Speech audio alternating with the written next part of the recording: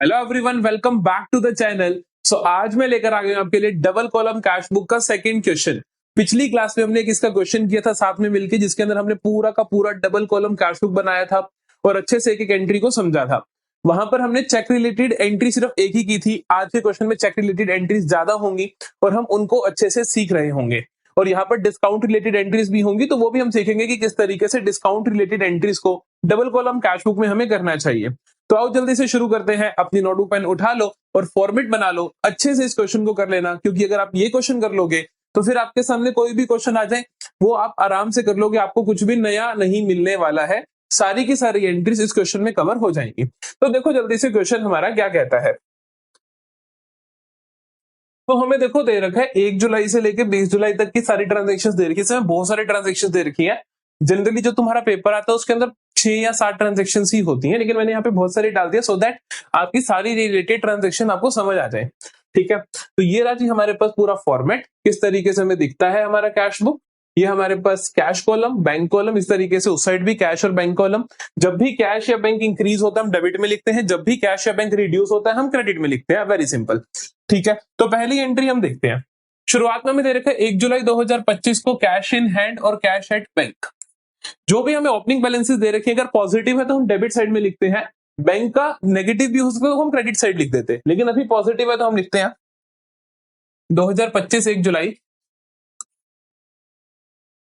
2025 July 1 to balance brought down. मुझे balance दे रखा है कैश का 90,000 और बैंक का दे रखा है 1,40,000। तो मैं जल्दी से लिख देता हूं, कैश में 90,000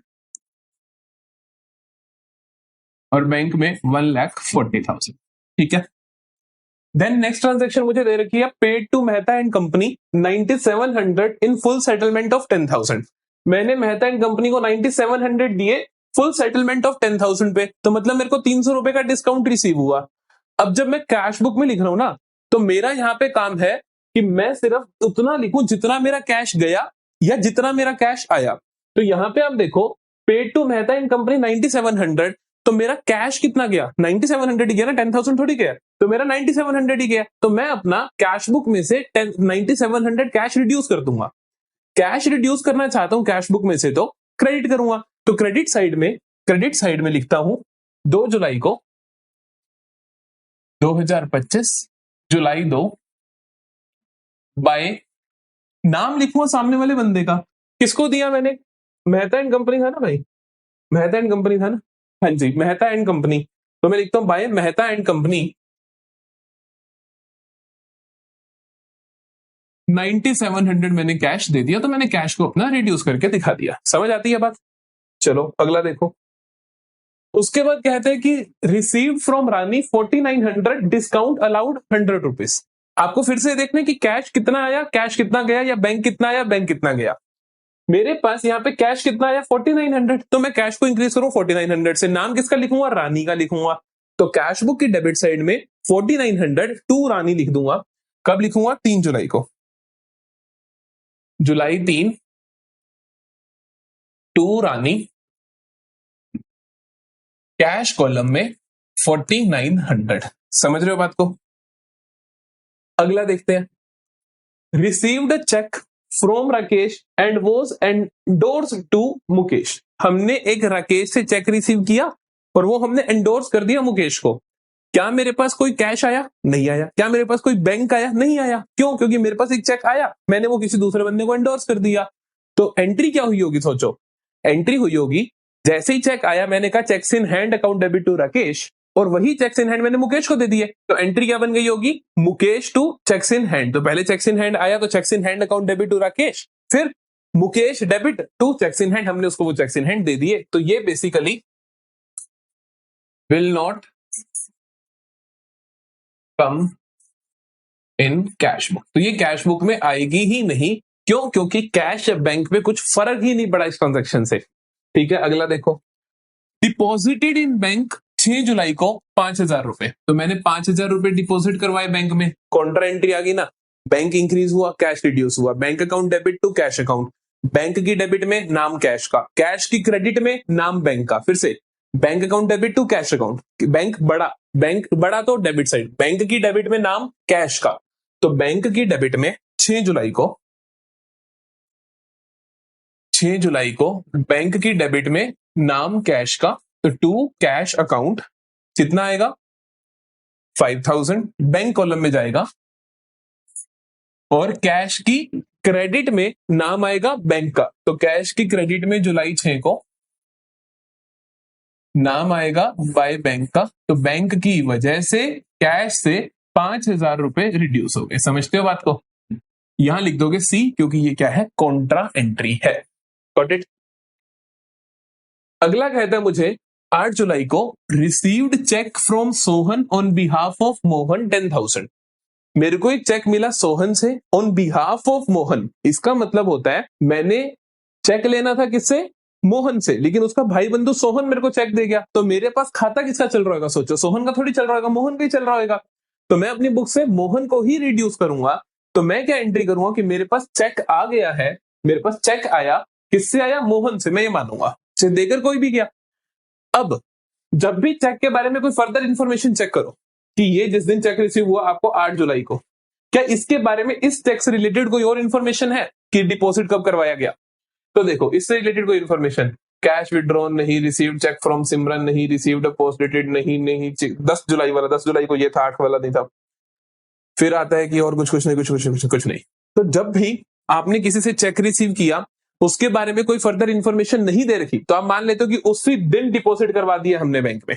जब भी हमने कोई चेक रिसीव किया और उस चेक के बारे में कोई फर्दर इंफॉर्मेशन नहीं दे रखी, तो हम क्या मान के चलते हैं कि हमने उसी दिन इस चेक को डिपॉजिट करवा दिया है। उसी दिन अगर आपने इस चेक को डिपॉजिट करवा दिया, तो आप बैंक को इंक्रीज कर दोगे। किसके नाम से करोगे? सोहन या मोहन? मोहन से पैसे लेने थे ना, तो मोहन के नाम से बैंक को इंक्रीज कर दोगे। कितना? 10,000 से। तो 8 जुलाई को आप लिखोगे टू मोहन, बैंक कॉलम में 10,000। आई बात समझ? अगला देखो, 9 जुलाई को कहता है cash withdrawn from bank 8,000 for office use. Cash withdraw करवा लिया तो cash account debit to bank account, cash increase bank reduce, तो कैश के डेबिट में नाम बैंक का, बैंक की क्रेडिट में नाम कैश का। फिर से cash account debit to bank account, cash की डेबिट में नाम बैंक का और बैंक की क्रेडिट में नाम कैश का। तो हम लिखते हैं कैश की डेबिट में 9 जुलाई को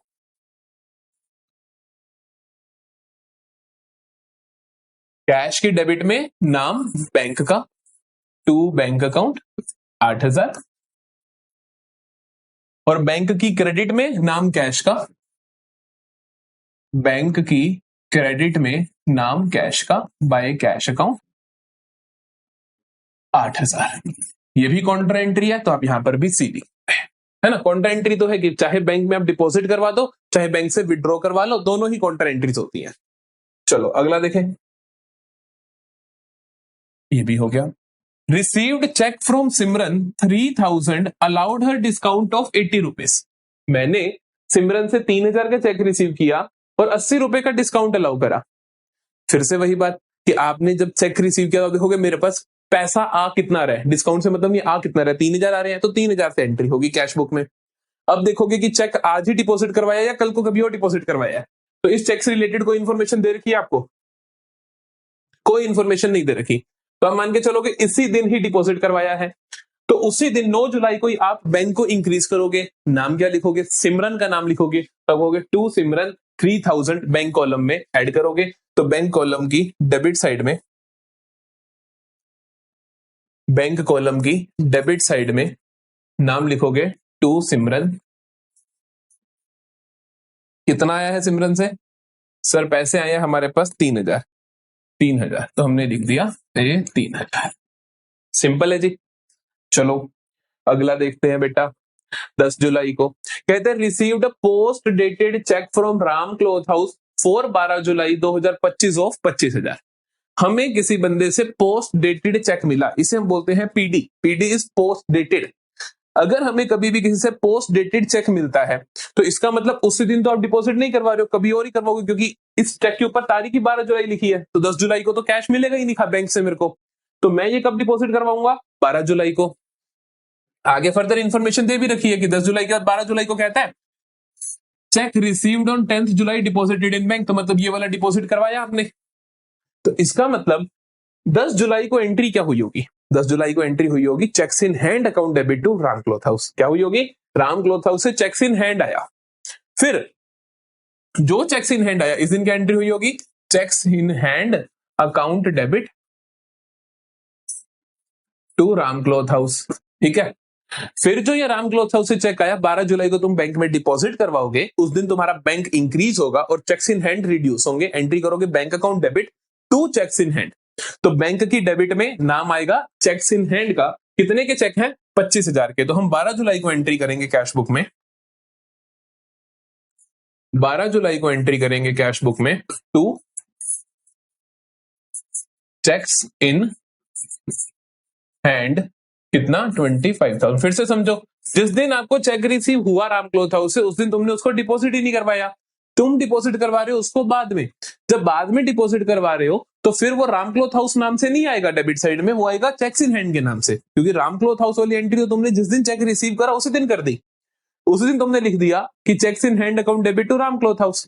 लेकिन जिस दिन डिपॉजिट करवाओगे उस दिन बैंक इंक्रीज होगा और क्रेडिट करोगे चेक्स इन हैंड को। इसीलिए 12 जुलाई को क्या दिख रहा है? बैंक में debit to cheques in hand 25,000। समझ आ गई बात? अगला देखो, drew from bank for personal expenses 10,000 and for income tax 5,000। Personal expense के लिए 10,000 बैंक से निकलवाई और 5,000 इनकम टैक्स के लिए निकलवाई। इनकम टैक्स भी पर्सनल एक्सपेंस होता है, मालिक का है ना। हमने पढ़ा कि सिंपल टैक्स हो तो वो हमारे फर्म का ही टैक्स है, लेकिन अगर इनकम टैक्स लिखा जाए तो वो मालिक का टैक्स होता है। तो ये भी ड्रॉइंग्स 5,000, ये भी 10,000 ड्रॉइंग्स क्लब कर दो, 15,000 की हो गई। तो हम लिखेंगे बैंक से निकलवाया, तो हम लिखेंगे टू बाय ड्रॉइंग्स। बैंक को रिड्यूस करेंगे, क्रेडिट साइड में लिखेंगे कैश बुक की, नाम क्या लिखेंगे? ड्रॉइंग्स का। तो हम लिखते हैं 14 जुलाई को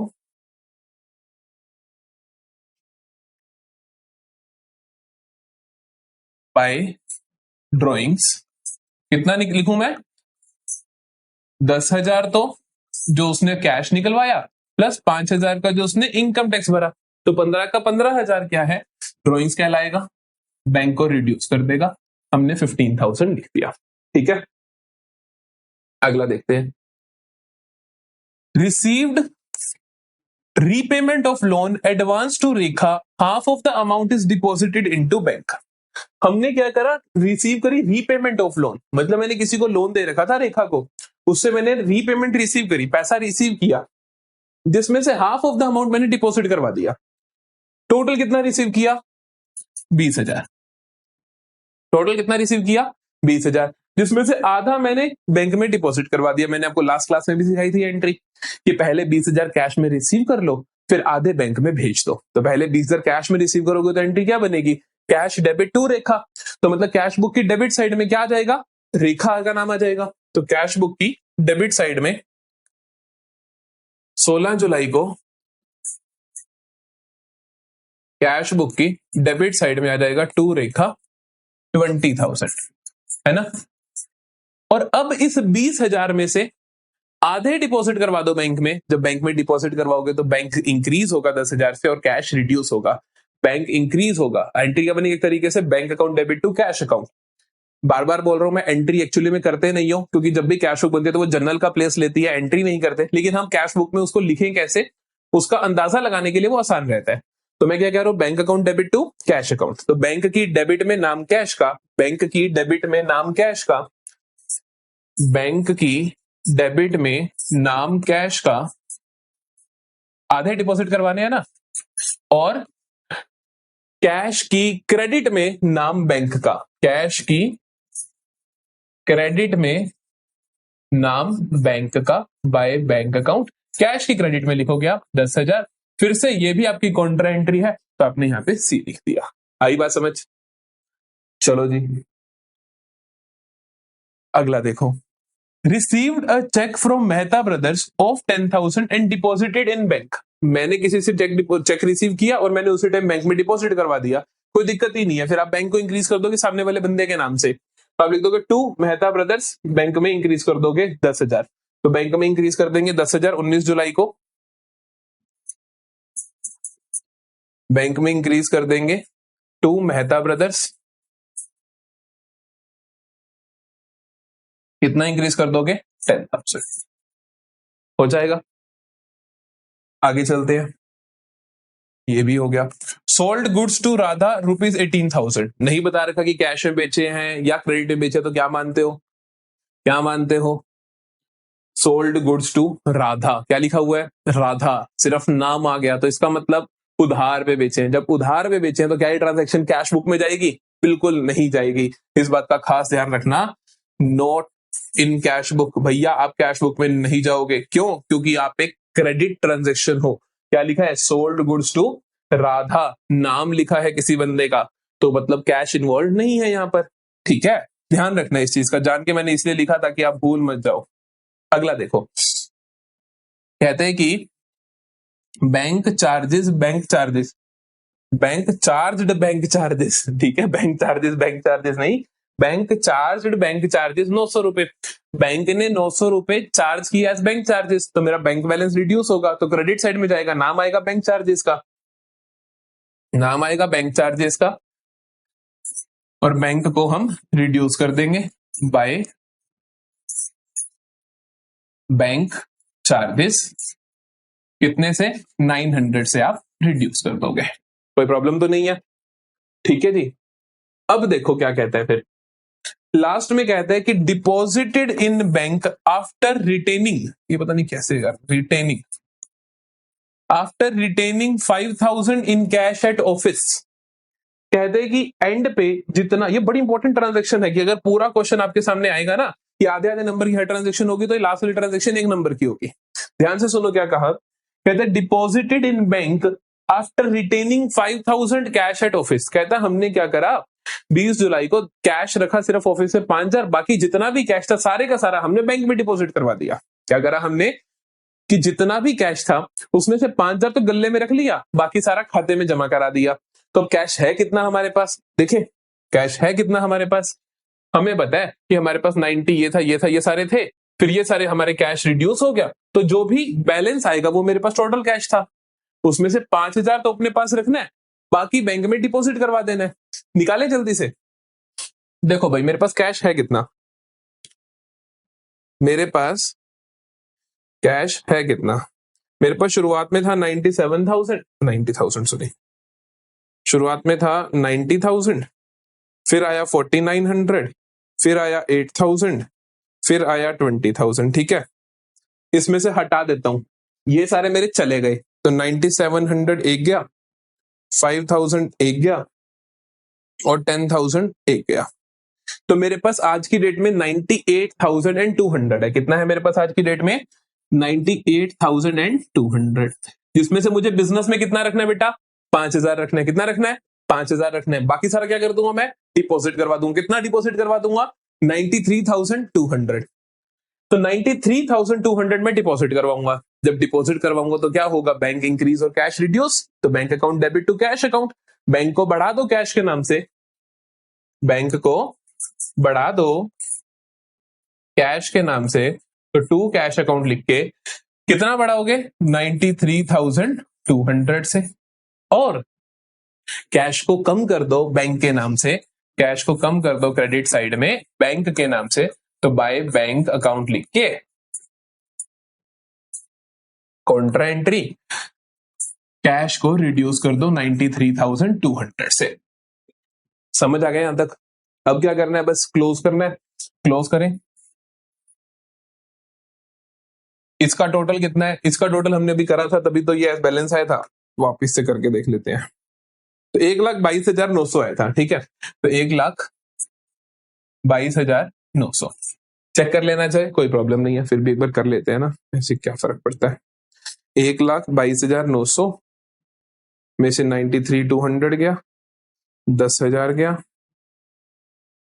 5,000 गया, और 97 गया, तो 5,000 बच गया। अच्छा 5,000 बच गया ना, तो हमारा 5,000 यहाँ पे बैलेंसिंग फिगर आना ही चाहिए था, उस हिसाब से हमने जमा कराए थे ना। फिर टोटल मेरा 1,22,900 बन रहा था इधर, उसमें से मैंने कहा ये जमा करा दो, तो 5,000 बच जाएंगे। बिल्कुल 5,000 बच गए, तो मैं जुलाई 20 को लिखता हूं बाय बैलेंस कैरिड डाउन। कितना बैलेंस कैरिड डाउन बचेगा? ये 5,000 बचना चाहिए था, 5,000 ही बच रहा है। ये तो कहा था कि 5,000 ऑफिस में रख लो, बाकी डिपॉजिट करवा दो। और उधर बैंक का कितना बचा देखो, बैंक का बचेगा हमारे पास 1,40,000 plus 5,000 plus 10,000 plus 3,000 plus 25,000 plus 10,000 plus 10,000 plus 93,200। तो टोटल है 2,96,200। 2,96,200। 2,96,200। इसमें से सारे माइनस कर देते हैं ऊपर वाले। 8,000 एक गया, 15,000 एक गया और 900 एक गया। तो ये आ गया 2,72,300। ठीक है, ये भी कितना आ जाएगा? 1,22,900। तो समझ आया कैसे करना है डबल कॉलम कैश बुक? अब कितनी भी मुश्किल ट्रांजैक्शन आए हो जाएगी आप लोगों से। जल्दी बताओ, कॉन्फिडेंस कैसा आ रहा है? हो जाएंगी सारी ट्रांजैक्शन की नहीं हो जाएंगी? हो जाएंगी। अब क्यों? क्योंकि तुमने पिछला क्वेश्चन भी करा, ये क्वेश्चन भी करा, उसमें भी बहुत सारी ट्रांजेक्शन थी और इसमें भी बहुत सारी ट्रांजेक्शन थी। हमने सारी की सारी ट्रांजेक्शन को बहुत मीनिंग क्लैरिटी के साथ कर लिया है। स्टिल कोई भी डाउट हो तो कमेंट सेक्शन में पूछ सकते हो। अगर आपको ये नोट्स चाहिए तो जल्दी से टेलीग्राम ग्रुप ज्वाइन कर लो। और साथ ही में हमारा एक व्हाट्सएप चैनल भी है जहां पर हम आपको डेली एक एमसीक्यू भेजते हैं, रोज एक वीडियो से रिलेटेड एक एमसीक्यू। सोच के देखो, 365 एमसीक्यूज अगर आप कर लोगे, 365 एमसीक्यूज बहुत ज्यादा हो जाते हैं। अगर कर लोगे तो फाइनल पेपर में बिल्कुल प्रॉब्लम नहीं आएगी। तो जल्दी से जाओ, डिस्क्रिप्शन में आपको सारे लिंक्स मिल जाएंगे। 11th क्लास की पूरी प्लेलिस्ट, 12th क्लास की पूरी प्लेलिस्ट, अकाउंट्स, इको, बिजनेस की हर चीज आपको डिस्क्रिप्शन में मिल जाएगी। चैनल को सब्सक्राइब कर लो। कोई भी प्रॉब्लम हो तो कमेंट सेक्शन में आप पूछ सकते हो। इसी तरीके से मिलेंगे अगली वीडियो में जहां पर हम कर रहे होंगे इसका petty cash book. Petty cash book एक ही लेक्चर में पूरा का पूरा खत्म कर देंगे, पर वो हर स्कूल में आता है। हर स्कूल में, कोई भी स्कूल ऐसा नहीं होता जहां पे पैटी कैश बुक का क्वेश्चन आए। तो वो लेक्चर जरूर सुन लेना। मिलेंगे अगले लेक्चर में।